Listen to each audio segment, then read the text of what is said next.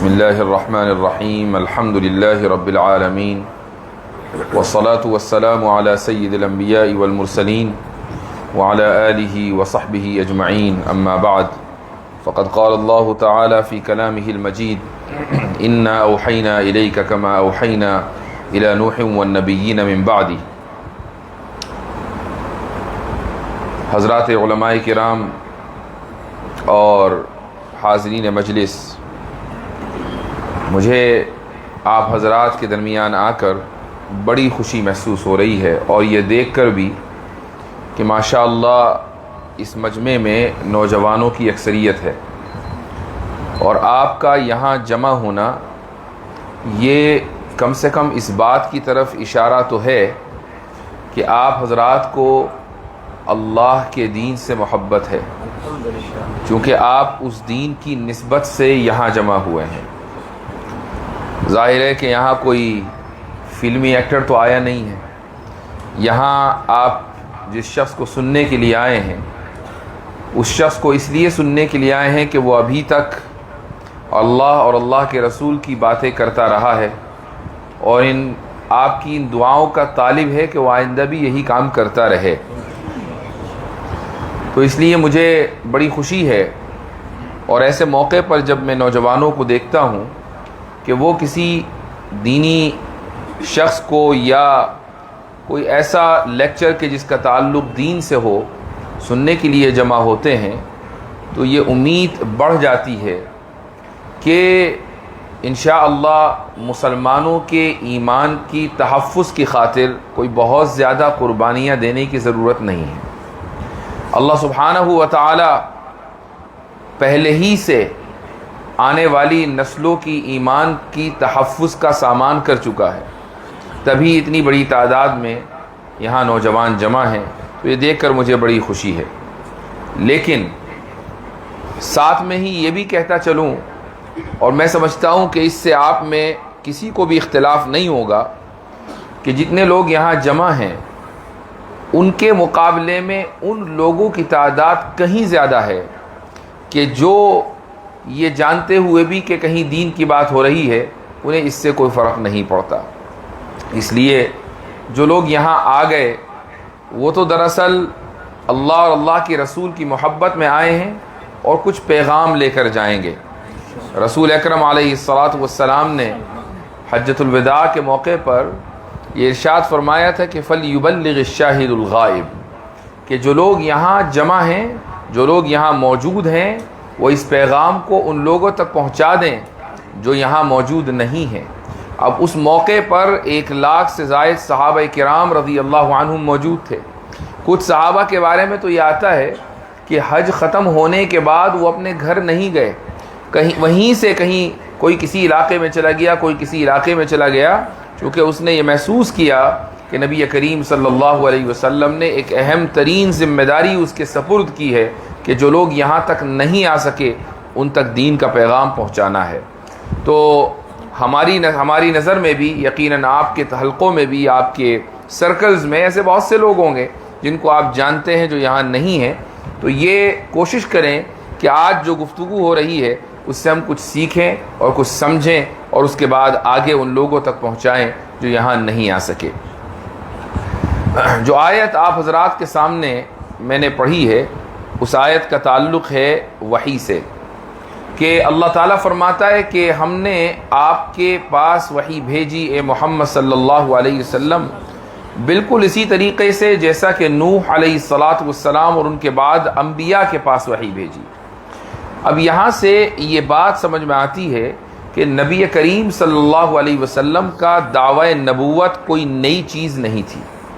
ایسا نہیں ہے کہ آپ صلی اللہ علیہ وسلم نے تاریخ انسانیت میں پہلی مرتبہ کوئی ایسا دعویٰ کیا ہو کہ جس طرح کا دعویٰ کسی اور نے کبھی پہلے نہیں کیا، ایسا نہیں ہے۔ حضرت نوح علیہ الصلاۃ والسلام اور ان سے پہلے حضرت آدم علیہ الصلاۃ والسلام اور حضرت نوح کے بعد جو دوسرے انبیاء آئے ہیں، وہ حضرت ابراہیم ہو علیہ الصلاۃ والسلام، حضرت عیسیٰ ہو، حضرت موسیٰ ہو، حضرت سلیمان ہو، حضرت داود ہو، وغیرہ وغیرہ، یہ تمام انبیاء ہیں کہ جن کے پاس اللہ کی طرف سے پیغام آیا ہے، اور پھر آخری پیغام نبی کریم صلی اللہ علیہ وسلم کے پاس آیا ہے۔ تو اگر دعویٰ یہ ہوتا کسی شخص کا کہ میرے پاس ایک ایسی چیز ہے جو کسی کے پاس نہیں ہے، تو پھر اب یہ مسئلہ ہوتا ہے کہ بھئی یہ کیسے ثابت ہو کہ اس شخص کے پاس ایک ایسی چیز ہے جو کسی کے پاس نہیں ہے؟ تو پہلے تو یہ ثابت کرنا چاہیے کہ اس کے پاس کوئی چیز ہے یا نہیں، اور اگر یہ ثابت ہو جائے تو پھر یہ کون طے کرے گا کہ کسی کے پاس نہیں ہے؟ ایک بڑا مسئلہ ہو جاتا۔ لیکن اگر کوئی شخص یہ کہے کہ میرے پاس وہی چیز ہے جو سب کے پاس ہے، تو اب کسی کو کوئی پریشانی لاحق نہیں ہوگی، چونکہ سب کے پاس جو چیز ہے وہ اس کے پاس بھی ہے۔ تو نبی کریم صلی اللہ علیہ وسلم نے یہ دعویٰ کیا کہ میرے پاس وہی وحی ہے کہ جو دوسرے انبیاء علیہم الصلاۃ والسلام کے پاس بھیجی گئی۔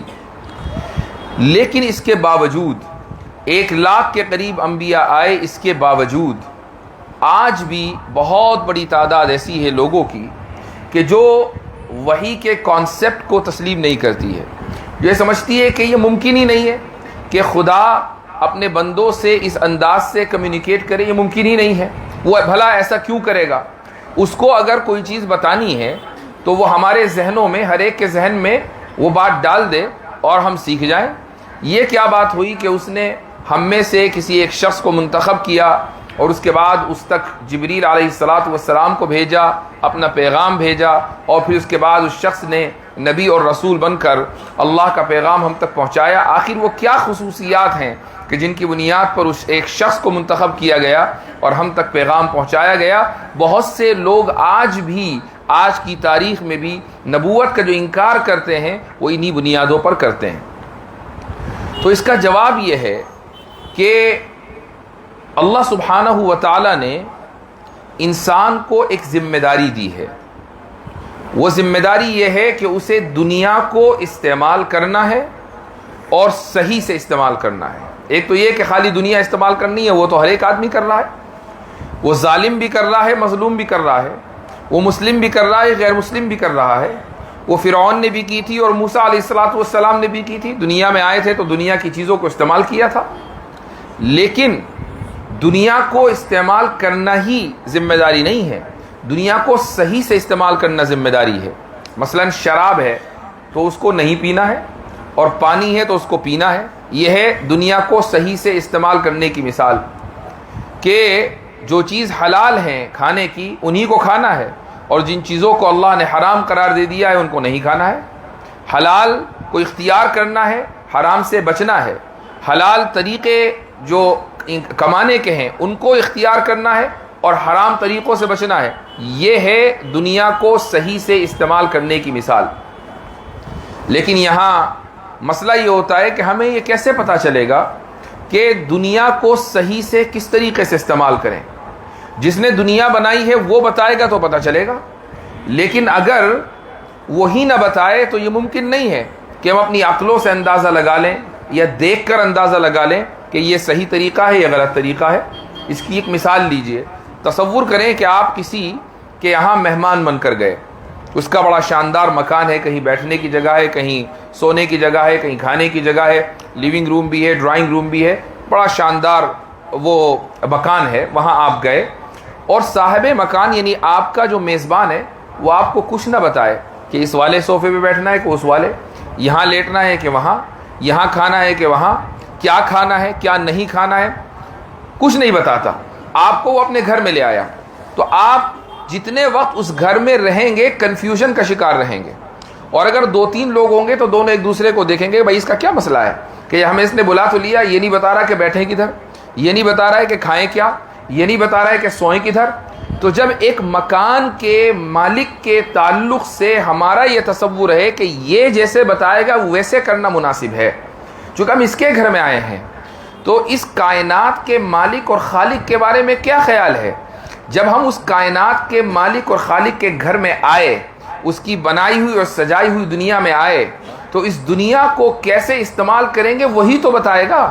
اگر ہم اپنے طور سے اندازے لگانے لگیں کہ ادھر اٹھیں گے ادھر بیٹھیں گے، یہاں سے کمائیں گے وہاں سے کھائیں گے، تو ایسا ہوگا کہ ایک جگہ بیٹھنا کسی شخص کے لیے مناسب ہوگا تو دوسرے کے لیے مناسب نہیں ہوگا، ایک جگہ سے کھانا ایک شخص کے لیے درست ہوگا تو دوسرے کے لیے درست نہیں ہوگا، ایک یہ کہے گا کہ خنزیر کھانا بالکل درست ہے اور دوسرا یہ کہے گا کہ نہیں بکرا کھانا بالکل درست ہے، ایک کے یہاں بکرا حرام ہو جائے گا دوسرے کے یہاں خنزیر حرام ہو جائے گا، تو اس طریقے سے اختلاف ہوگا کہ کیا چیز حلال ہے اور کیا چیز حرام ہے، دنیا میں رہنا مشکل ہو جائے گا۔ اس لیے اللہ سبحانہ و تعالیٰ نے اس دنیا کو بنایا، اس کائنات کو سجایا، انسان کو بطور مہمان یہاں بسایا اور یہ بتایا کہ کہاں رہنا ہے، کس طریقے سے رہنا ہے، کیا کھانا ہے، کیا کمانا ہے اور کیسے اللہ کی رضامندی کو حاصل کرنا ہے۔ اس لیے وحی کی ضرورت ہے، وحی کی ضرورت کے بغیر، وحی کے بغیر یہ ممکن نہیں ہے کہ ہم اس دنیا میں خالق کی اور مالک کی مرضی کے مطابق زندگی گزار سکیں۔ ہاں کوئی آدمی یہ کہے کہ میں خالقی کو نہیں مانتا، وہ ایسا ہی ہے جیسا کہ بڑے خوبصورت مکان میں وہ گیا اور یہ کہے کہ مکان میں نے تو نہیں بنایا لیکن کسی نے بھی نہیں بنایا۔ بھائی اگر آپ نے نہیں بنایا تو ہو سکتا ہے کہ کسی اور نے بنایا ہوگا، ہو سکتا ہے کہ آپ ابھی یہ سمجھنا چاہتے ہیں کہ کس نے بنایا ہے تو ٹھیک ہم سمجھا دیں گے، لیکن یہ کہنا کہ کسی نے نہیں بنایا اور آپ نے بھی نہیں بنایا، اس سے بڑھ کر جہالت اور حماقت کچھ نہیں ہے۔ اسی طریقے سے جب ہم اس کائنات میں آ گئے تو ٹھیک ہے ہمیں معلوم ہے کہ اس کائنات کو ہم نے نہیں بنایا لیکن کسی نے تو بنایا ہوگا، اور جس نے بنایا ہوگا اس نے کچھ کے اصول بھی طے کیے ہوں گے، انہی اصولوں کی روشنی میں زندگی گزارنے کا نام صحیح سے دنیا کو استعمال کرنا ہے، اور یہ اس وقت پتہ چلے گا ہمیں جب کہ وحی کا سلسلہ انسان اور اللہ کے درمیان قائم ہو۔ ایک اور وجہ بتاتا ہوں وحی کی، کہ وحی کا ہونا دراصل ہماری انسانی فطرت کا تقاضا ہے، ہمارا نیچر اس طریقے کا ہے کہ وہ مطالبہ کرتا ہے کہ وحی ہو اللہ اور بندوں کے درمیان، وہ اس طریقے سے کہ اس دنیا میں بلکہ ہر انسان کے اندر خیر بھی ہے اور شر بھی ہے، خیر اور شر کے مجموعے کا نام انسان ہے۔ ہمارے اندر دماغ میں ہمیشہ شر اور خیر کے درمیان جھگڑا چلتا رہتا ہے، ہم یہ سوچتے ہیں کہ یہ اچھا کام کریں نہ کریں، یہ برا کام ہے اس سے بچیں نہ بچیں۔ یہ شر اور خیر کا جو جھگڑا ہے یہ انسان کے اندر چلتا ہے، جانور کے اندر نہیں چلتا، یہ ملائکہ میں نہیں چلتا، ملائکہ میں خیر ہی خیر ہے اور شیاطین میں شر ہی شر ہے، انسان میں خیر بھی ہے اور شر بھی ہے، اور خیر اور شر کے درمیان مقابلہ بھی چل رہا ہے، دونوں قوتیں ایک دوسرے کے مقابلے میں ہیں۔ اسی کو حضرت شاہ ولی اللہ محدث دہلوی رحمۃ اللہ علیہ نے ایک اصطلاح اور ایک ٹرمینالوجی دی ہے، وہ ٹرمینالوجی ہے بہیمیت اور ملکیت۔ بہیمیت کا مطلب ہے اینیملٹی، یعنی جانور پن، ہر انسان کے اندر جانور پن ہوتا ہے، اور آج اگر کوئی اس کا انکار کرے، خصوصاً اگر وہ شخص ڈارونین ایوولوشن کو مانتا ہے، تو پھر اس کو ڈارونین ایوولوشن سے برات کا اظہار کر دینا چاہیے، چونکہ ان کے مطابق تو انسان دراصل اینیمل کنگڈم کا ایک رکن ہے، تو اگر اینیمل کنگڈم کا ایک رکن ہے تو اس کے اندر کچھ نہ کچھ اینیملٹی تو ہوگی، کچھ نہ کچھ جانور پن تو ہوگا، تو ہر انسان میں اللہ سبحانہ و تعالیٰ نے جانور پن رکھا ہے، اسی کو شر کہا جاتا ہے۔ جو شر اور برائی اس کے اندر آتی ہے یہ اسی جانور پن سے آتی ہے۔ دوسری طرف اللہ سبحانہ و تعالیٰ نے اس کے اندر یہ مادہ بھی رکھا ہے کہ وہ فرشتوں جیسا بننا چاہتا ہے۔ کوئی آدمی کتنا ہی برا کیوں نہ ہو، اگر آپ اس کے سامنے کسی اچھے انسان کی مثال دیں تو دل میں اس کی خواہش پیدا ہوتی ہے کہ کاش کہ میں بھی اچھا ہوتا۔ ایک ڈاکو، ایک چور، ایک ظالم، کرپٹ انسان، اس کے سامنے جب آپ اچھائی کا ذکر کریں، یہ ممکن نہیں ہے کہ وہ وقتی طور پر ہی صحیح متاثر نہ ہو، وہ متاثر ہوتا ہے، چاہتا ہے کہ میں بھی اس دلدل سے کاش کے نکل جاتا۔ کبھی نہ کبھی زندگی کے کسی نہ کسی موڑ اور پڑاؤ پر اس کو ندامت ضرور ہوتی ہے، یہی وہ خیر کا مادہ ہے، اسی کو کہا جاتا ہے ملکیت یعنی فرشتہ پن۔ تو ایک طرف جانور پن ہے اور ایک طرف فرشتہ پن ہے، اور دونوں کے درمیان مقابلہ آرائی تقریباً ہر انسان کے اندر ہوتی ہے۔ بعض مرتبہ شر کی جیت ہو جاتی ہے اور بعض مرتبہ خیر کی جیت ہوتی ہے، لیکن اگر دو فورسز ایکول ہوں تو یہ ضروری ہے کہ کسی ایک فورس کو جیتنے کے لیے کہیں ایکسٹرنل اس کی مدد ملے، اس کو مدد ملے، کہیں سپورٹ ملے۔ یہ جو ایکسٹرنل مدد آتی ہے یہ کہاں سے آتی ہے؟ اگر شیطان کی طرف سے مدد آئے تو شر کا غلبہ ہوگا اور خیر مغلوب ہوگی، خیر ختم ہو جائے گی۔ دنیا میں جتنے ظالم جابر اور فرعونہ اور نمرود و شداد و حامان پیدا ہوئے ہیں، ان سب میں جو سپورٹ آئی باہر سے وہ شیطان سے آئی۔ انہوں نے شیطان کی سپورٹ کو قبول کیا، شر کا غلبہ ہوا، خیر کی ہار ہوئی اور انہوں نے لوگوں کے اوپر ظلم کرنے شروع کیے۔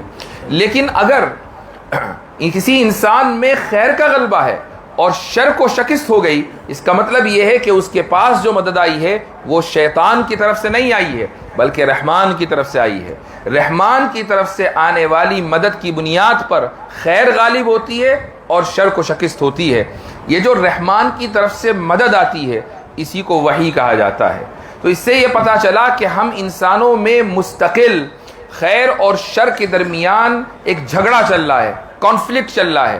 کبھی یا تو شر کو غالب ہونا ہے یا خیر کو غالب ہونا ہے۔ یہ پاسبل نہیں ہے کہ یہ دونوں 50-50 ایکول فورس رہیں ہمیشہ شروع سے لے کر آخر تک، یا تو اس کو غلبہ ہوگا یا اس کو غلبہ ہوگا۔ اگر خیر کا غلبہ چاہیے تو وحی کا ہونا ضروری ہے۔ اس لیے ہمارے نیچر اور ہماری طبیعت، ہماری فطرت کا تقاضا ہے کہ انسان اور اللہ کے درمیان کمیونیکیشن ہو اور اللہ یہ بتائے کہ تمہیں میرے مرضی اور میرے طریقے کے مطابق زندگی کیسے گزارنی ہے تاکہ ہم میں خیر غالب ہو اور شر ختم ہو جائے یا کم سے کم مغلوب ہو جائے۔ اس لیے اللہ تعالیٰ نے فرمایا کہ اے نبی محمد صلی اللہ علیہ وسلم، ہم نے آپ کی طرف وحی اسی طرح بھیجی جیسا کہ دیگر انبیاء علیہم الصلاۃ کی طرف بھیجی۔ نبوت دراصل سفارت کا نام ہے۔ سفارت یعنی ایمبیسڈر۔ ایک نبی اور رسول اللہ کا ایمبیسڈر ہوتا ہے۔ نبوت کی جو تعریف ہے وہ یہ ہے کہ ہی سفارت بین العبد و بین اللہ، کہ یہ سفارت ہے اللہ اور اس کے بندوں کے درمیان۔ اور اس نبوت کا جو مقصد ہے وہ ہے تاکہ دنیا اور آخرت کی مشکلوں کو ختم کیا جائے اور ان کو آسان بنایا جائے۔ یعنی ایک نبی کا کام صرف یہ نہیں ہوتا کہ وہ آخرت کی زندگی کو سنوارنے کا طریقہ بتا دے، وہ تو ہے ہی، لیکن ایک نبی کا کام یہ بھی ہوتا ہے کہ وہ دنیا میں آسانیاں کیسے ہوں وہ بتائے۔ حضرت آدم علیہ السلام کو جو لمبی چوڑی شریعت نہیں دی گئی تھی، ان کو تو یہ بتایا گیا تھا کہ سروائیول کیسے کرنا ہے، ان کو یہ بتایا گیا تھا کہ زندگی کیسے گزارنی ہے۔ چونکہ انسانیت کا آغاز ہو رہا تھا، انسانیت کو یہ جاننا تھا کہ ہم کھائیں گے کہاں سے، پیئیں گے کہاں سے، ہماری نسل کیسے چلے گی، نکاح کا طریقہ کیا ہے، وغیرہ وغیرہ۔ تو حضرت آدم علیہ السلام کی شریعت میں انہی چیزوں کا غلبہ تھا اور انہی چیزوں کی تعلیم تھی، یہاں تک کہ رسول اکرم صلی اللہ علیہ وسلم تشریف لائے اور آپ علیہ السلام کی شریعت آنے تک دنیا یہ سیکھ چکی تھی کہ سروائیول کیسے ہوگا۔ دنیا یہ بھی سیکھ چکی تھی کہ ریشنالٹی کیا ہے۔ دنیا کے سامنے ارسطو کا فلسفہ، افلاطون کا فلسفہ اور بڑے بڑے جو فلاسفرز تھے یونان کے، ان کا فلسفہ آ چکا تھا۔ اس کے بعد اس کے بھی 500 600 700 سال کے بعد نبی کریم صلی اللہ علیہ وسلم تشریف لاتے ہیں اور ان تمام فلاسفرز کو آسان انداز میں قرآن کے آسان جملوں کے ذریعے چیلنج کرتے ہیں اور وہ دلائل دیتے ہیں جو آج تک فلاسفرز کے اوپر بھاری ہیں اور فلاسفرز ان دلائل کا جواب نہیں دے سکے ہیں۔ تو اس سے کیا فائدہ ہوا؟ اس سے فائدہ یہ ہوا کہ آخرت کی زندگی بھی آسان اور دنیا کی زندگی بھی آسان۔ ہمیں نبوت سے پتہ چلا کہ رہنا کیسے ہے، سہنا کیسے ہے، سلیقہ کسے کہتے ہیں، زندگی کو جینا کیسے ہے، اور نبوت ہی کے ذریعے ہمیں یہ پتہ چلا کہ آخرت میں کامیابی کسے کہتے ہیں، کیسے آخرت میں کامیابی ہوگی، دلائل کے میدان میں ہم کیسے اپنے مخالف کو خاموش کریں گے، کیسے ہم وحدانیت کی دلیل دیں گے، کیسے نبوت کی دلیل دیں گے، کیسے وجود خدا کی دلیل دیں گے۔ یہ تمام باتیں انبیاء علیہم السلام سکھاتے ہیں۔ تو اس لیے نبی کا کام اللہ کا سفیر بننا ہے۔ نبی کے لیے 3 باتوں کا ہونا ضروری ہے۔ پہلی چیز ہے لیڈرشپ، سیادت۔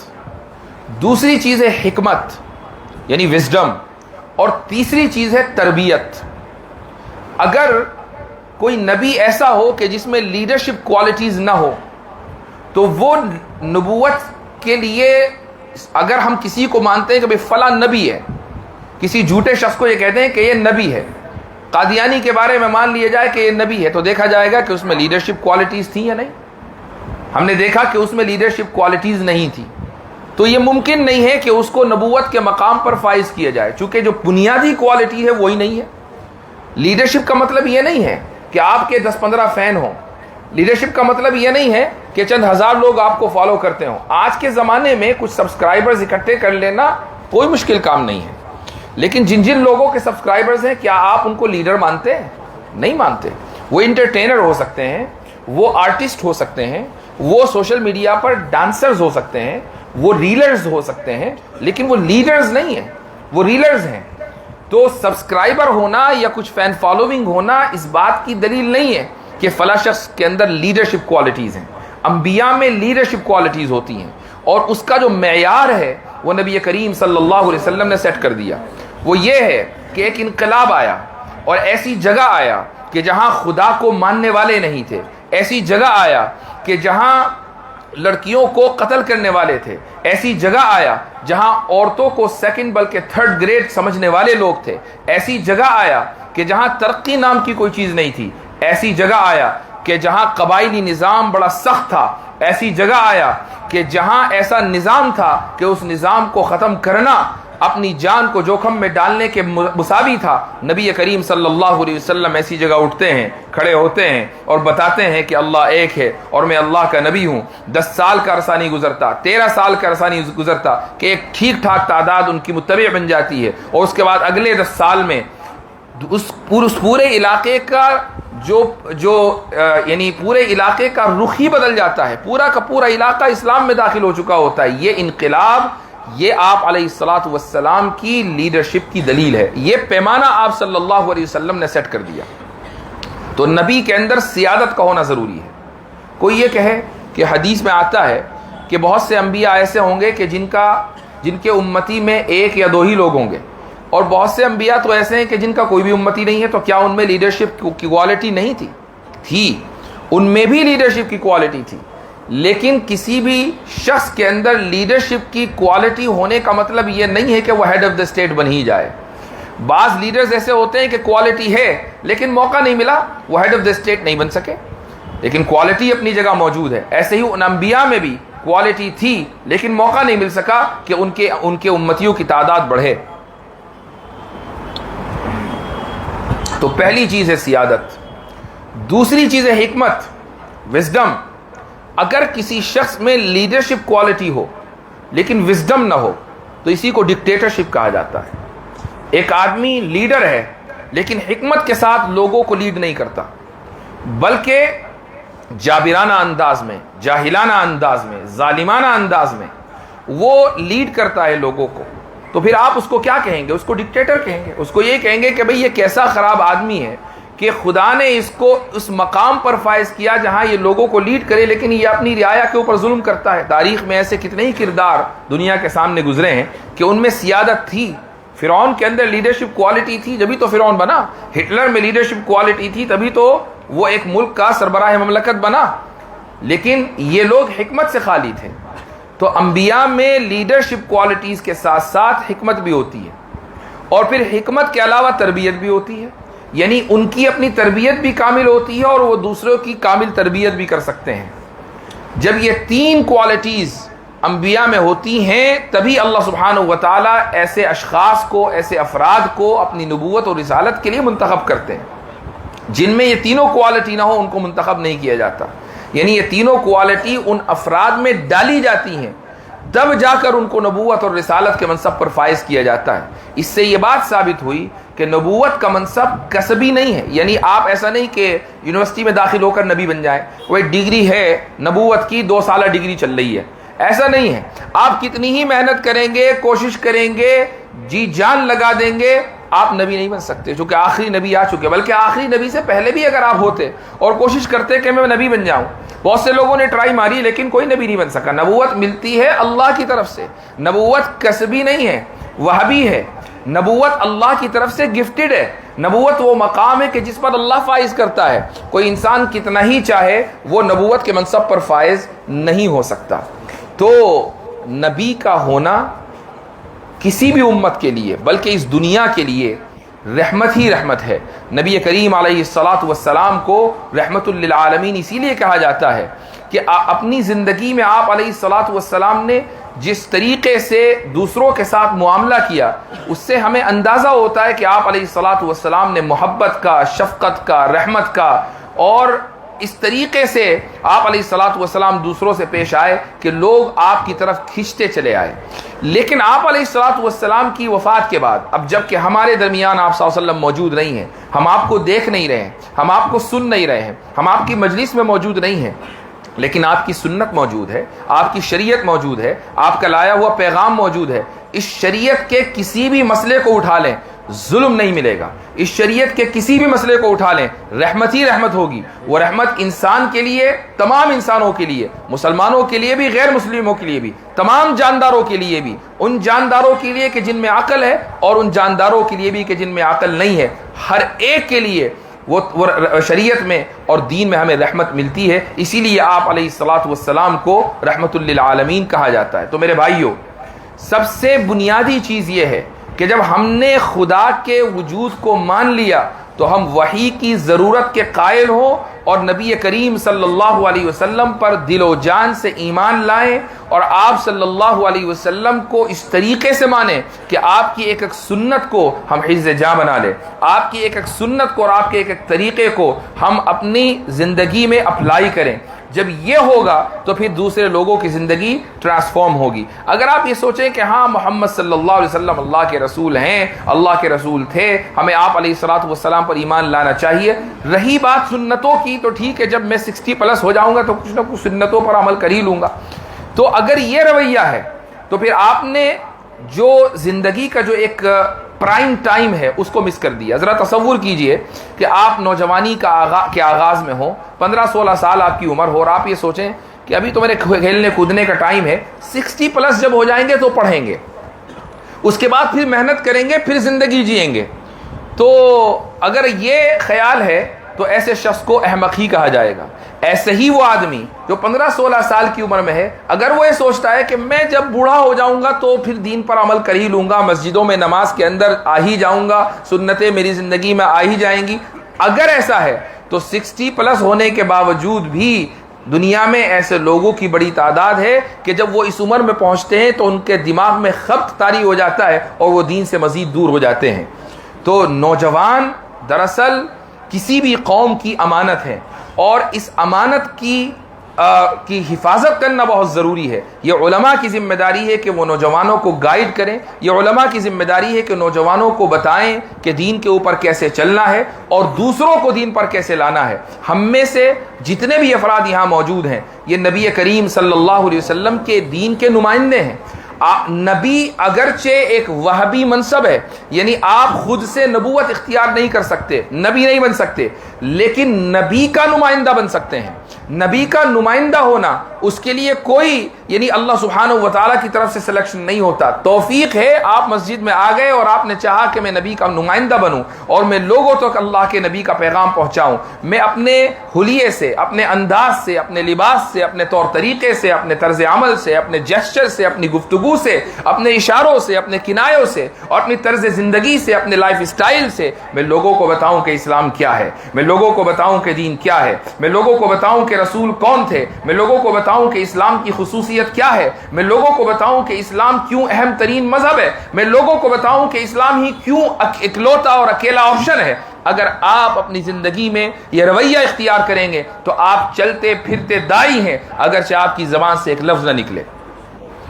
تو میرے بھائیوں، جس دور میں ہم جی رہے ہیں، اس دور میں ڈائیلاگ کے نام پر اور فریڈم آف اسپیچ کے نام پر مذاہب کے خلاف بڑی تیزی کے ساتھ حملے ہو رہے ہیں۔ کسی ایک مذہب کے خلاف نہیں، تمامی مذاہب کے خلاف۔ اور چونکہ اسلام ایک لوتا حقیقی دین الہی ہے، تو جہاں جس درخت پر پتھر ہوں گے تو پھر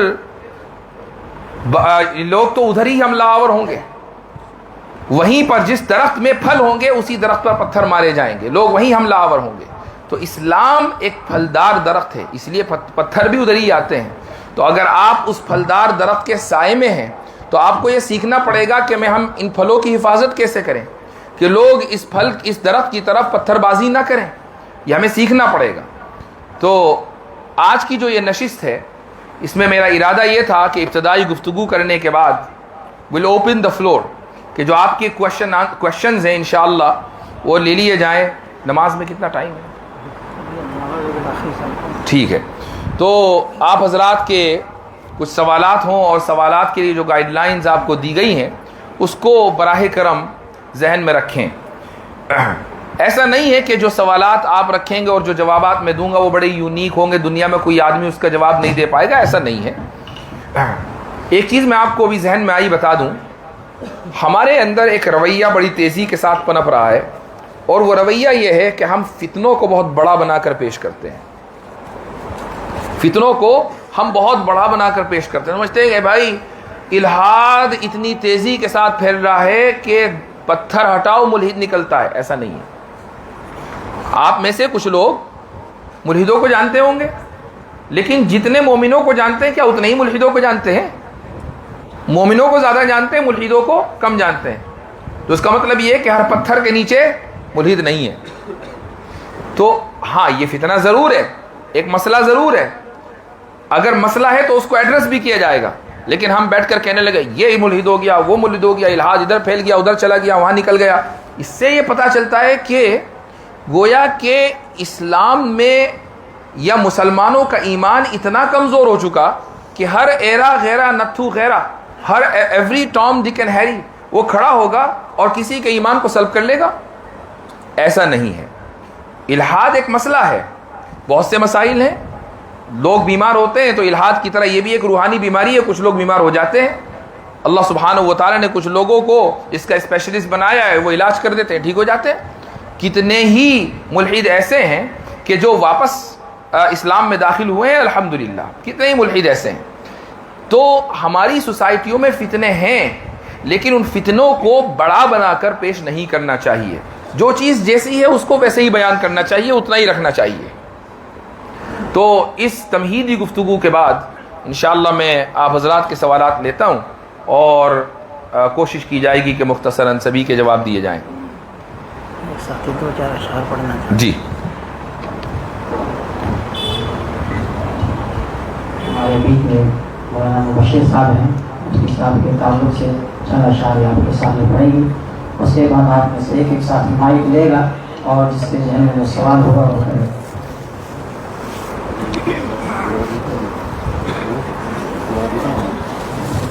رک جائیے, میں لیتا ہوں, نہیں مجھے دے دیجیے. السلام علیکم ورحمۃ اللہ وبرکاتہ.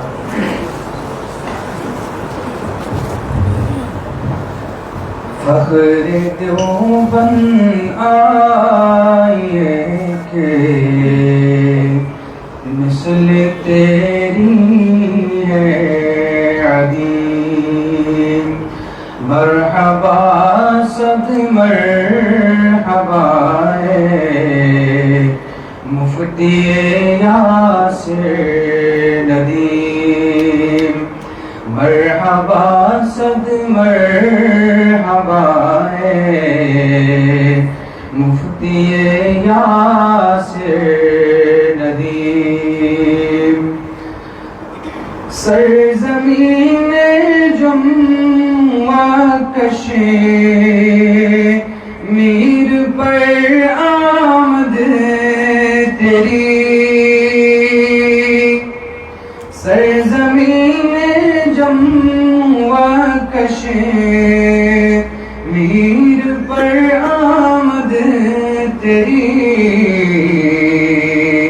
تشنگان علم کی خاطر صدا باد نسیم, مرحبا صد مرحبا ہے مفتی یاسر ندیم. تو دلائل کا شہنشاہ, کفر تجھ سے دم بخود, تو دلائل کا شہنشاہ, کفر تجھ سے دم بخود, کفر کے سارے دلائل تیرے آگے ہیں دنیا مرحبا صد مرحبا ہے مفتی یاسر ندیم مرحبا صد مرحبا.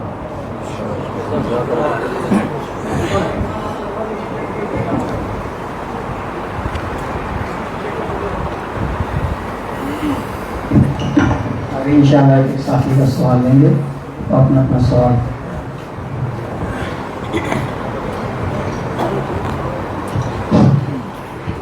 ایک سوال پہلے سے آیا ہوا ہے, اس کو میں ذرا سا ایڈریس کر لوں, مختصر سا ہے. تو کسی ساتھی نے یہ سوال کیا ہے کہ مفتی صاحب اگر حضور پاک صلی اللہ علیہ وسلم کا نام لیتے ہوئے کسی ایک شخص کے بارے میں یہ وسوسہ یا خیال آ جائے کہ یہ نبی ہے, یہ چیز مجھے بہت پریشان کرتی ہے, میں ہر وقت توبہ کرتا رہتا ہوں ان وسوسوں یا خیالات سے, اس سے ایمان میں کوئی خلل تو نہیں آئے گا؟ نہیں آئے گا.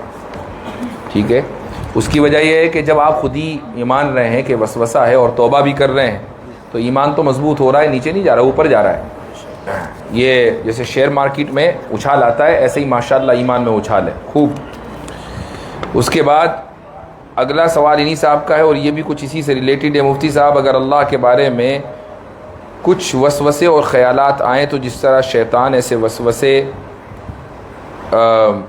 جس سے اللہ خفا ہو جائے, آگے کچھ یہ ہے تو اردو میں, لیکن یہ والی اردو تھوڑا میرے سر کے اوپر سے گزر گئی تو میں سمجھتا ہوں کہ اس کا تعلق بھی وسوسوں سے ہی ہے. تو بھائی دیکھیں, وسوسوں کے بارے میں جو اصولی بات ہے نا وہ یہ ہے کہ وسوسے شیطان کی طرف سے ہوتے ہیں اور انسان کو پریشان کرنے کے لیے ہوتے ہیں, اور جو چیز انسان کو پریشان کرنے کے لیے ہو رحمان کبھی بھی ایمان کو ان کی وجہ سے سلب نہیں کرے گا. یہ اللہ تعالیٰ کا اصول ہے. اس لیے ان وسوسوں سے گھبرانا نہیں چاہیے, پریشان نہیں ہونا چاہیے. آ رہے ہیں, آنے دیں. یہ ایسا ہی ہے نا کہ آپ نے اپنے گھر میں مثلاً اگر لائٹ جلائی اور اس کی وجہ سے کچھ کیڑے مکوڑے اندر آ جائیں تو ٹھیک ہے, آپ تھوڑا سا احتیاط کریں گے, وہ جو کچھ چیزیں لگاتے ہیں آج کل ڈیوائسز جس کی وجہ سے کیڑے مکوڑے دور جائیں وہ بھی لگا لیں گے, لیکن اس کے باوجود 2-4 کیڑے اگر آئیں تو آنے دیں. مطلب آپ کیا کر سکتے ہیں اس کے علاوہ؟ تو ایسے ہی جو وساوس ہیں یہ کیڑے مکوڑوں کی شکل میں ہیں.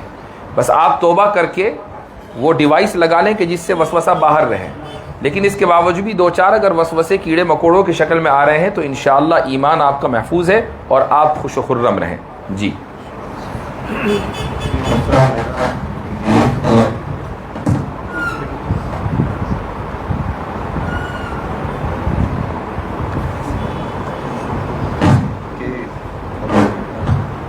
میرے خیال سے بیٹری کا مسئلہ موسٹلی جو یہ لے لیں, یہ بیٹری کا مسئلہ ہوگا شاید. ہاں آپ اتنے سوال تو کر ہی نہیں, ٹھیک ہوتا رہے گا. میرا یہ سوال ہے کہ دراصل جو بچوں میں آج یہ رہتا ہے کہ بہت سارے بچے اس چیز کا شکار رہتے ہیں, ایتھیزم کا. تو چونکہ اسکول میں جو ہے ان کو سائنس کو بہت جو ہے اس طریقے سے پیش کیا جاتا ہے کہ سائنس جو ہے بہت زبردست صحیح چیز ہے, اور ریلیجن جو ہے اس میں بہت ایمبیگوٹی ہے, مطلب اس طریقے سے کہ ہو سکتا ہے یہ سچ ہو نہ ہو. تو اس طریقے سے جو ہے بچوں کے ذہن پر بہت اثر پڑتا ہے. تو اس حوالے سے جو ہے ہمیں کیا کرنا چاہیے کہ ہم جو ہے اس چیز کو ٹھیک کریں. محترم کا سوال یہ ہے کہ آج کل بچوں میں جو ایتھیزم پھیل رہا ہے اس کی ایک بڑی وجہ یہ بھی ہے کہ سائنس کو اس طریقے سے پیش کیا جاتا ہے کہ بھئی یہ بالکل صحیح ہے, اور ریلیجن کو انڈرمائن کیا جاتا ہے سائنس کے مقابلے میں. تو اس کا کیا حل ہے؟ تو اس کا جواب یہ ہے کہ سائنس کو اصل میں کلمہ پڑھانے کی ضرورت ہے. اچھا, سائنس کلمہ کیسے پڑھے گی؟ سائنس کا جو میدان ہے وہ مورالٹی نہیں ہے. سائنس آپ کو کبھی بھی یہ نہیں بتائے گی کہ کیا چیز کرنی چاہیے اور کیا چیز نہیں کرنی چاہیے. مثلا سائنس آپ کو یہ بتائے گی, یہ ڈسکشن چلتا ہے امریکہ میں اور امریکہ میں بہت سارے جو پولیٹیکل ایشوز ہیں ان میں ایک ایشو ہے ابورشن. اس بنیاد پر باقاعدہ الیکشنز ہوتے ہیں. ایک پارٹی کہتی ہے کہ ہم پرو چوائس ہیں, دوسری کہتی ہے کہ نہیں ہم پرو لائف ہیں. یعنی جو پرو لائف ہیں وہ ابورشن کے خلاف ہیں, اور جو پرو چوائس ہیں وہ یہ کہتے ہیں کہ عورت کو یہ حق ہے کہ اگر وہ پریگننٹ ہو جائے تو وہ ابورشن کرا سکتی ہے.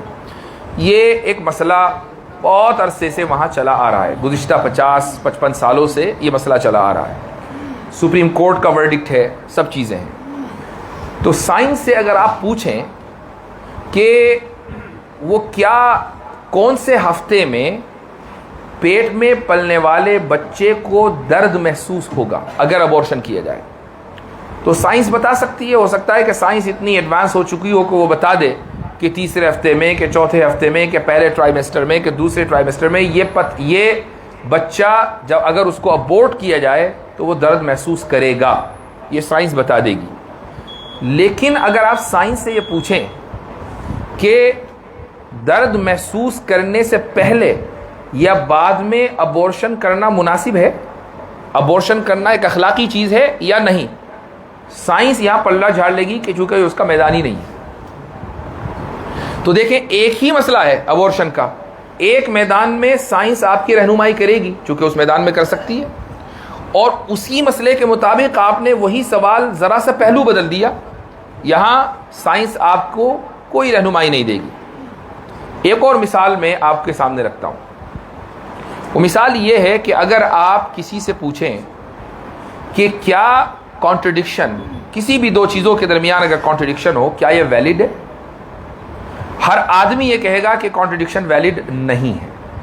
مثلا اگر یہ کہا جائے کہ ہم لوگ اس وقت اس مسجد میں جمع ہیں, یہ ایک اسٹیٹمنٹ ہے, اور اسی وقت ایک دوسرا اسٹیٹمنٹ بھی دیا جائے کہ ہم لوگ اس وقت اس مسجد میں جمع نہیں ہیں, تو زمانہ بھی ایک ہے, مکان بھی ایک ہے, کہنے والا بھی وہی ہے, جن کے بارے میں کہا جا رہا ہے وہ بھی سیم ہے, اور دو کانٹرڈکٹری اپوزٹ اسٹیٹمنٹس ہیں.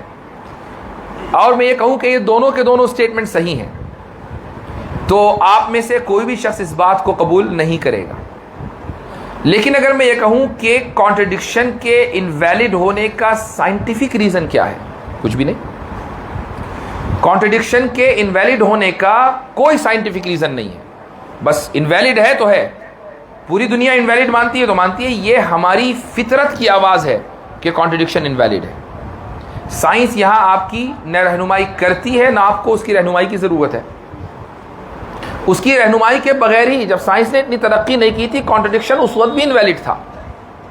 آج سائنس کی ترقی کی وجہ سے ہم یہ سائنٹیفک ایڈوانسمنٹ دیکھ رہے ہیں, آج بھی انویلڈ ہے, کل بھی انویلڈ تھا, اس سے پہلے بھی انویلڈ تھا. تو اس سے یہ پتہ چلا کہ سائنس کا ایک خاص میدان ہے, اس میدان کے آگے سائنس کام نہیں کرتی ہے.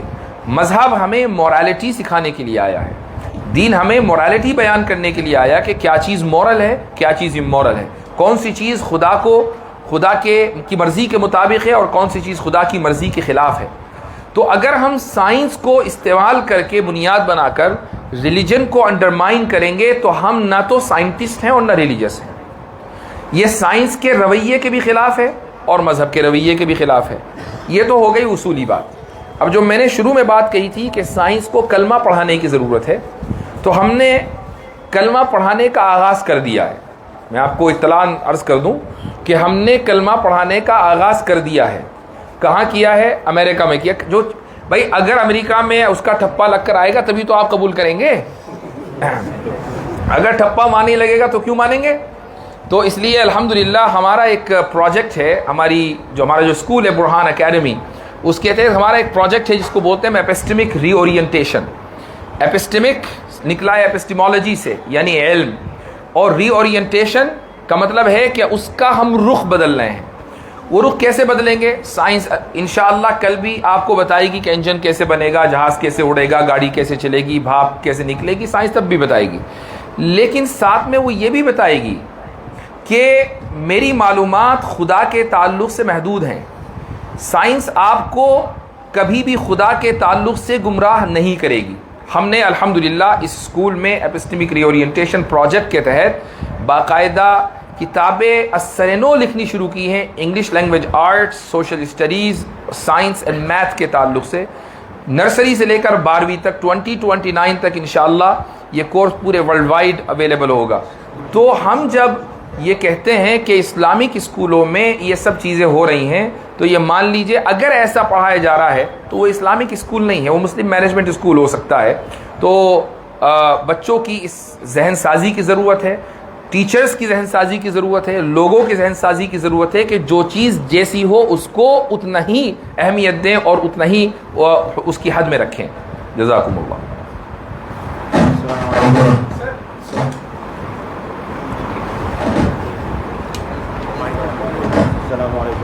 बगैर माइक के करें, मैं रिपीट कर दूंगा जी। जी एथीस्ट और एथीस्ट जो है वो भी क्लेम करते हैं कि खुदा नहीं है, तो उनको हम कह सकते हैं कि आप बॉर्डर भी हैं और वो नहीं दे सकते हैं। उनके ज़रिए भी उनकी तरफ से एक ऑब्जेक्शन है हमारे ऊपर कि आप भी क्लेम कर रहे हो, थीस्ट भी क्लेम करता है कि खुदा है, हम क्या हमारे ऊपर बर्डन ऑफ प्रूफ है, अगर हैं तो हम क्या दे सकते हैं। हमारे भाई का सवाल ये है, चूँकि माइक ठीक नहीं है तो मैं रिपीट कर दूं कि एथीस्ट भी क्लेम करता है और थीस्ट भी क्लेम करता है। एथीस्ट क्लेम करता है कि खुदा मौजूद नहीं है, थीस्ट ये क्लेम करता है कि खुदा मौजूद है। तो बर्डन ऑफ प्रूफ किस पर है? दोनों पर है या किसी एक पर है? ये सवाल है आपका। देखें, हम जो दलील देते हैं खुदा के वजूद की, दलाइल बहुत हैं और अब तो हर एक की ज़बान पे आर्गूमेंट ऑफ कंटिंजेंसी माशाल्लाह रटा हुई है, तो दलाइल बहुत हैं। लेकिन जो दलील हम देते हैं वो एहसानन देते हैं, यानी ये हमारा समझ लीजिए एहसान है, फेवर है। हम आपके ऊपर एक फेवर कर रहे हैं कि हमने आपको एक दलील सिखला दी, वरना दलील देने का असल जो बर्डन है वो एथीस्ट के ऊपर है, थीस्ट के ऊपर नहीं है। लोग ये कहते हैं कि भाई असल दावा खुदा के वजूद का तो थीस्ट का है, तो जो किसी चीज़ की मौजूदगी का दावा करे बर्डन उसके ऊपर होना चाहिए। मैं ये कहूँ कि ये एक मशहूर एतराज़ है, बल्कि दलील है कि भाई एक आसमान में एक कैटली है, वो बड़ी तेज़ी के साथ फिर रही है। मैं अगर दावा करूँगा तो साबित तो मुझे ही करना पड़ेगा, लेकिन अगर मैं कहूँ कि आसमान में कोई ऐसी कैटली नहीं है जो इस तरह फिर रही है, तो उसकी दलील देने की ज़रूरत ही नहीं है। एक आदमी ये कहे कि मैंने एक ऐसे शख्स को देखा जो अपने सर के बल चलता है, तो साबित मुझे करना पड़ेगा। एक आदमी ये कहे कि मैंने ऐसे किसी इंसान को नहीं देखा जो सर के बल चलता हो, तो क्या इसको साबित करने की ज़रूरत है? नहीं। तो ऐसे ही ये कहा जाता है एथीस्ट की तरफ से कि दावा तो तुम लोगों ने किया है कि खुदा मौजूद है, तो साबित भी तुम ही करो, हमसे क्यों मांगते? हम तो कहते हैं कि खुदा मौजूद नहीं है। जो आदम वजूद का यानी मौजूद न होने का दावा करे, दलील उस पर नहीं है। लेकिन ये दरअसल बहुत बड़ा धोखा है।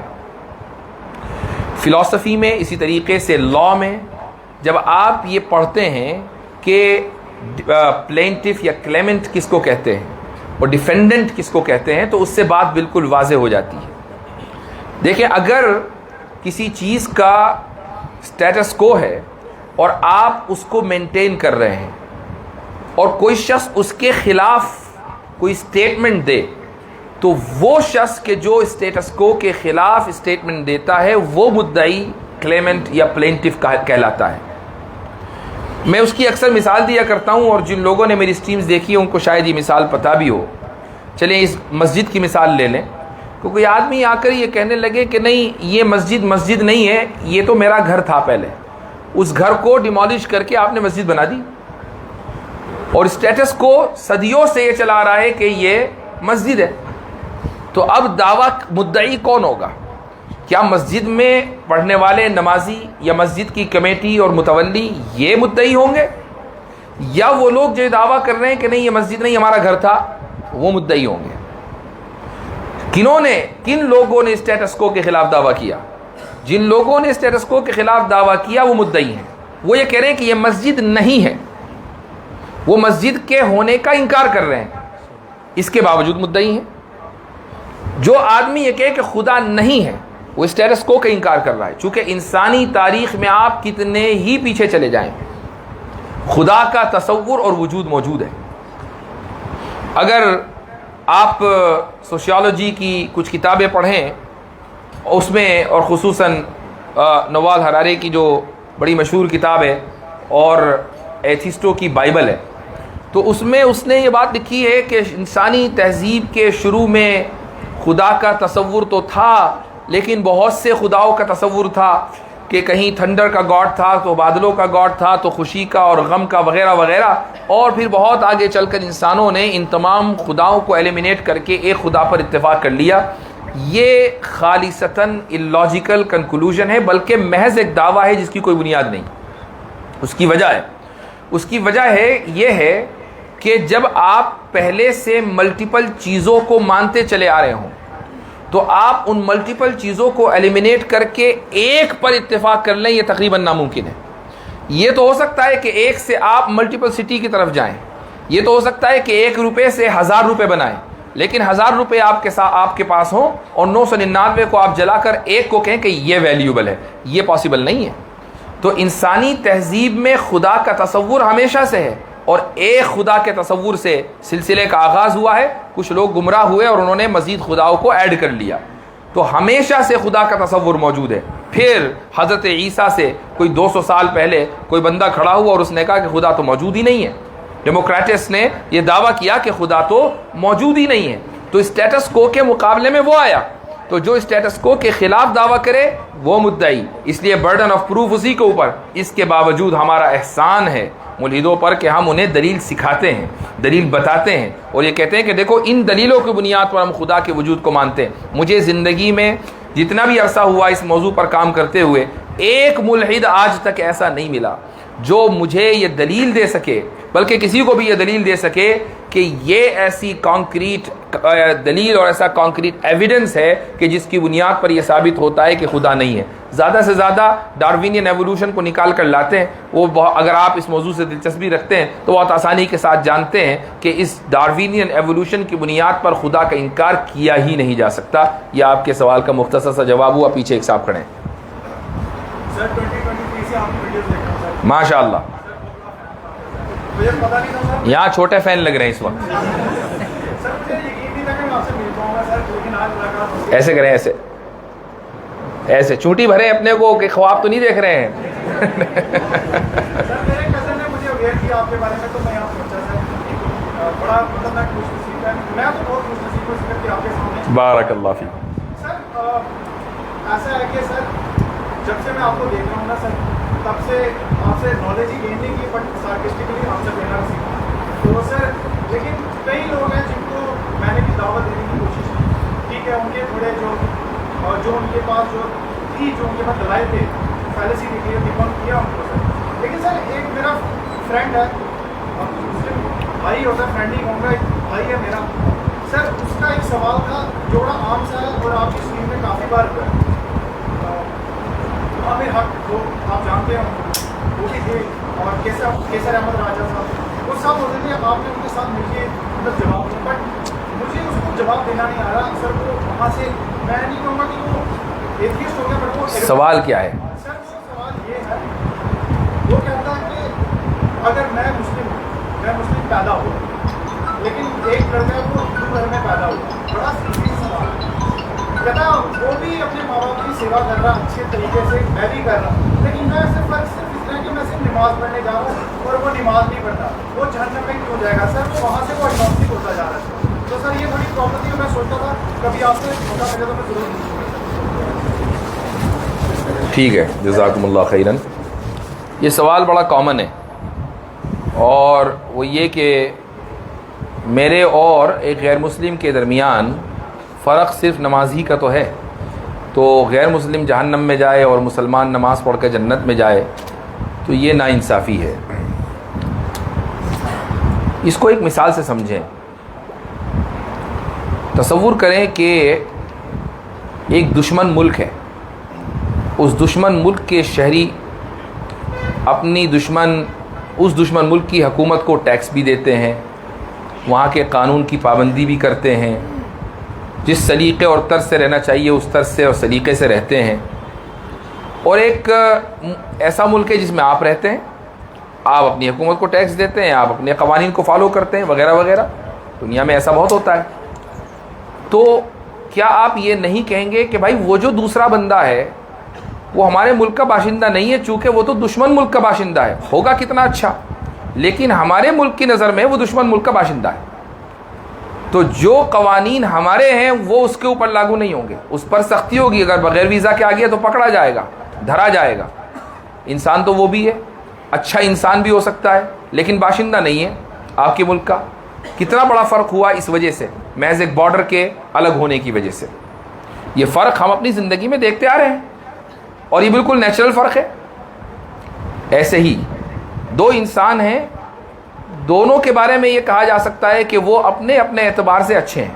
مثلا آپ نے کہا بھئی ایک مسلمان ہے وہ بھی اپنے والدین کی خدمت کر رہا ہے، غیر مسلم ہے وہ بھی اپنے والدین کی خدمت کر رہا ہے، لیکن ایک اللہ کے ملک میں رہ کر اس کا اعتراف کرتا ہے کہ میں اللہ کے ملک میں ہوں۔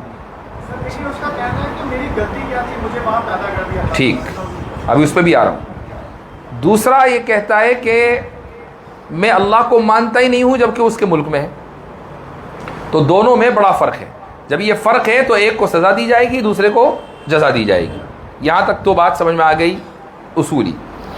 اب ہم آگے بڑھتے ہیں کہ بھائی میری کیا غلطی، یا میرا سمجھ لیں کہ کیا ایسا اچھا کام تھا کہ میں ایک مسلمان کے گھر میں پیدا ہوا اور اس کی کیا غلطی تھی کہ وہ ایک غیر مسلم کے گھر میں پیدا ہوا۔ آپ تھوڑا سا اپنی ہی تاریخ دیکھ لیں، یعنی جس علاقے میں ہم بیٹھے ہوئے ہیں یہاں سے آپ آج سے 500 سال پیچھے چلے جائیں تو ذرا تصور کیجئے کہ کتنے لوگ مسلم اور غیر مسلم تھے۔ جتنے لوگ یہاں بیٹھے ہوئے ہیں یا اس ملک میں رہتے ہیں یا دنیا میں رہتے ہیں، ان میں سے اکثریت کے ماں باپ ایک زمانے میں غیر مسلمی تو تھے، غیر مسلمی کے گھر میں پیدا ہوئے تھے، وہ بھی تو اسلام اپنا دین دھرم چھوڑ کر اسلام کی طرف آئے، اور آج ہم ایک مسلم گھر میں پیدا ہوئے۔ لیکن 500 سال پہلے، 400 سال پہلے، 800 سال پہلے جو لوگ تھے وہ تو کسی مسلم گھر میں پیدا نہیں ہوئے تھے۔ اللہ تعالیٰ نے ان کو توفیق دی، ایمان لانے کی توفیق دی، وہ ایمان لائے۔ ایسے ہی یہ شخص ہے کہ جو ایک غیر مسلم گھرانے میں پیدا ہوا، یہ بات یاد رکھ لیجئے، اگر وہ نیوٹرل رہے گا اور وہ مورل رہے گا، کرپٹ نہیں بنے گا، اللہ تعالیٰ کی توفیق اس کو بھی ملے گی۔ توفیق ان لوگوں کو نہیں ملتی جو نیوٹرل نہیں رہتے، توفیق ان لوگوں کو نہیں ملتی جو خدا کے باغی ہو جاتے ہیں۔ اللہ تعالیٰ فرماتا ہے کہ فَأَمَّا مَنْ أَعْطَى وَاتَّقَى وَصَدَّقَ بِالْحُسْنَى فَسَنُيَسِّرُهُ لِلْيُسْرَى۔ اللہ کہتا ہے کہ جو شخص دیتا ہے، آتا یعنی خدا کے راستے میں خرچ کرتا ہے، اور واتقا خدا سے ڈرتا ہے، اور اچھائی کی تصدیق کرتا ہے، اچھائی کو مانتا ہے کہ ہاں یہ اچھائی ہے، اس کے لیے ہم راستہ آسان کر دیتے ہیں۔ لیکن اگلے ہی لمحے یہ بھی کہہ دیا وَأَمَّا مَنْ بَخِلَ وَاسْتَغْنَى وَكَذَّبَ بِالْحُسْنَى فَسَنُيَسِّرُهُ لِلْعُسْرَى، کہ جو شخص کنجوسی کرتا ہے یعنی نیک کاموں میں خرچ نہیں کرتا، واستغنا اپنے آپ کو بے نیاز سمجھتا ہے، کس سے؟ خدا سے، وکذب بالحسنی اچھائی اس کے سامنے آئے اور اچھائی کا انکار کر دیتا ہے، تو پھر ہم اس کے لیے عسرا یعنی جہنم کا راستہ آسان کرتے ہیں۔ تو اگر کوئی آدمی کسی غیر مسلم گھر میں پیدا ہوا اور یہ کہ میری کیا غلطی، وہ اپنی ان غلطیوں کو دیکھے کہ اس کے دل میں کہیں بخل تو نہیں ہے، اچھائی کے کاموں میں وہ خرچ کرتا ہے، کیا خدا سے بے نیاز ہو چکا، کیا اچھائی کی باتوں کی تکذیب کرتا ہے، تو پھر وہ ڈیزرو کرتا ہے وہ لائف جو خدا اس کو دے گا مرنے کے بعد۔ اور اگر ایسا نہیں ہے کہ وہ خرچ بھی کرتا ہے نیک کاموں میں اور اچھائی کی تصدیق بھی کرتا ہے، تو اللہ تعالیٰ اس کے لیے دین کا راستہ آسان کر دیں گے، اور آپ اپنی زندگی میں خود ہی دیکھیں گے کہ وہ آپ کے ساتھ نماز پڑھ رہا ہوگا۔ میرے کچھ سوال جی وعلیکم السلام۔ ایک جنرل سا سوال ہے اور ایک اسپیسیفک، مطلب اسپیسیفک والے پہ آتا ہوں اور پھر جنرل والے۔ پہلا سوال یہ ہے، آپ نے بتایا کہ ہر ایک انسان کے اندر اچھائی کا ایلیمنٹ بھی پریزنٹ ہوتا ہے اور برائی کا ایلیمنٹ بھی پریزنٹ ہوتا ہے۔ اچھائی کا ایلیمنٹ اس کو فرشتہ پن صفت ڈیولپ کرنے کے لیے راغب کرتا ہے، جس فرشتہ پن صفت ایک میٹا فزیکل چیز ہے جس کو گائیڈ کرنے کے لیے اللہ تعالیٰ نے قرآن کو بھیجا، ایک فزیکل چیز، ایک کانکریٹ چیز۔ تو دوسری طرف سے ہمارے اندر وہ اینیملسٹک ٹینڈنسیز بھی ہیں، یا اس کو کہا جا سکے تو ڈیولش پن بھی ہے۔ اس کو گائیڈ کرنے کے لیے شیطان کی طرف سے کوئی کتاب تو نہیں آئی، کوئی فزیکل، مطلب اس میٹا فزیکل چیز کو گائیڈ کرنے کے لیے کوئی فزیکل چیز نہیں ہے. تو کچھ لوگ, میں ایگنوسٹک نہیں ہوں, میرے اندر یہ سوال نہیں ہے, لیکن یہ سوال پیدا ہوا کہ کوئی بندہ پوچھ سکتا ہے کہ ایسی کیا ضرورت پڑی اگر آپ کی بیسٹیل ٹینڈنسیز کو گائیڈ کرنے کے لیے کوئی فزیکل چیز نہیں ہے, تو اس والی چیز کو گائیڈ کرنے کے لیے قرآن کی ضرورت کیا ہے؟ بہت اچھا سوال ہے ہمارے بھائی کا. وہ یہ کہتے ہیں کہ ہم نے ابھی کہا کہ ہر انسان کے اندر فرشتہ پن کا مادہ بھی ہے اور جانور پن کا مادہ بھی ہے, لیکن فرشتے پن کے مادے کو پروموٹ کرنے کے لیے اللہ کی طرف سے فزیکل فارم میں کلام آیا, لیکن جانور پن کو یا ڈیولش جو کیریکٹرسٹکس ہیں اس کو پروموٹ کرنے کے لیے شیطان کی طرف سے تو کوئی فزیکل چیز نہیں آئی. تو دونوں میں ایکوالٹی نہیں ہے نا. یہ at the end of the day آپ کا سوال یہ ہوا. حیرت کی بات ہے کہ آپ نے معاشرے میں